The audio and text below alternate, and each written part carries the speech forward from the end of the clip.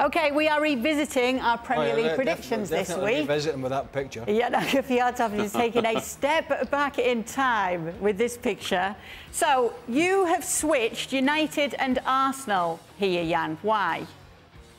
Well, first of all, that photo was taken last week. I looked a bit fresher then. Yes, and the reason is that, first, that is based on form. I thought that Ten Hag would sort them out. They would look better coming into the new season. I can also, you don't have to be Albert Einstein to predict that these off-field activities will hurt Manchester United. I was at Old Trafford at the first game when they won, luckily 1-0. Wolverhampton were fantastic in that game, or Manchester United were very, very bad. So, yes, and Arsenal, Kai Havertz is not taking the next step. Declan Rice has. They look good, so I swapped that. I will take Manchester United down. So you're basing your calculations on form, Jan? No. Long-term consequences. Because Chelsea, Newcastle, and Chelsea, Newcastle, Tottenham, you know, there's a... No, I don't. I can't. Oh, yeah, no, Craig's changes tomorrow. I can't see Chelsea coming into the top 4. I think that is a work in progress that will take longer. But between Manchester and Arsenal, it's all depending how quick they'll find a way to organise the team. And I don't see Ten Hag is doing that. And I've always rated Ten Hag highly, but I can't see with all the off-field activities that they can sort this out short term.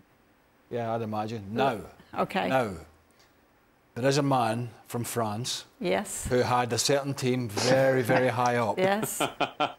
Has he changed his mind? Oh, he has changed everything. Frank Leboeuf. Oh. Let's take a look, shall we? Wait, are you laughing at the picture or the transfer? The picture as well. He's got everything. I have changed my predictions. If you could change the picture, that would be very nice, guys. You know. Is that Frank, is Can that you elaborate chocolate? on the Is that picture? chocolate? What? Is that chocolate? Wait.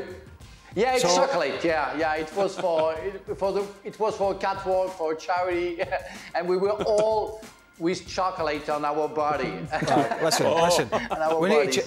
We need to change that picture because we have this discussion every time. Frank, Chelsea have gone. So let's talk about football. Okay. Let's talk about football. So tell us, why have you changed it all? I changed because I really thought Man City, well, in fact, I wanted to have some hopes about excitement in the Premier League. And I say maybe Man City will have an off-season and will have a battle really to know who's going to be the champion. And I think right now, according to what I see, according to the long terms as well, I don't see anybody who can fight Man City if they carry on playing like that. Then I changed because Arsenal, I thought they could, if Man City had an off-season, they could, confirm what they did last season. But there is a real problem in the middle of the park, and there is a real problem with the former Chelsea player. Thank you very much. Havertz. Kai Havertz, thank you. Kai Havertz, and I think it's a real concern for Arteta. And as long as Arsenal wins, he might have an excuse, but the day he's going to lose, he will have to take some decision. And Kai Havertz is, yeah, as Craig mentioned sometimes and says sometimes, he's kind of a passenger right now. And I don't think it's going to help Arsenal if Arteta keeps on playing him. Chelsea, I thought they would have a good season because they have no European campaign. And what I saw on Nkunku during the preseason made me thought that they resolved the striker issue that they had last season. But he got injured one game before the beginning of the season, just when we've been asked for the prediction. So it's why Chelsea, I changed because Nkunku is going to be out for two or 3 months. I don't know how he's going to come back. And I don't see Chelsea resolving all the problems that they had. I think if you can go back to the list, I think I put Brighton because what I saw from Brighton You've dropped Manchester United out of the top 6.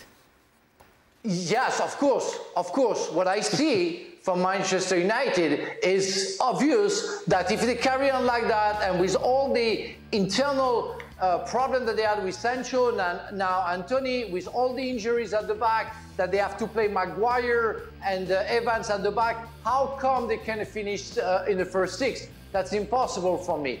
And Tottenham has to be back. I mean, I'm amazed by the changes that the coach has been able to create in that team. Was so defensive for years after Mourinho and Conte, and the players, on top of losing Kane, they changed the way they play. They changed their spirit. They are going forward. The way they play, it's pretty amazing. And I think they deserve to be named in maybe the first six. And again, I didn't finish with De Zerbi and the mindset the players are on. I see Brighton finishing in the first six, even if I know they have a European campaign and it can be quite short, maybe in squad, in terms of squad. But otherwise, I see them, finishing in the first six. Jan, you obviously see a lot of Manchester City. You've got Kevin De Bruyne there. We know he's injured. We've seen players leave, yet they're still top of the table as we head into this break. Are they just going to run away with it this season? Yeah, I think so. I mean, you can make a case that the transfer window, Manchester City won the transfer window. Some wonderful signings. Guardiola, wow. They have a left-footed defender for the next 10 years. And Manchester City, 3.5 weeks preparation, and they are still, yes, I went to Bramall Lane. Sheffield United should have probably taken a point if they were lucky there at the end. They had a big chance at. Thanks so much for watching ESPN on YouTube. And for more sports highlights and analysis, be sure to download the ESPN app. And for premium content and live streaming, subscribe to ESPN Plus.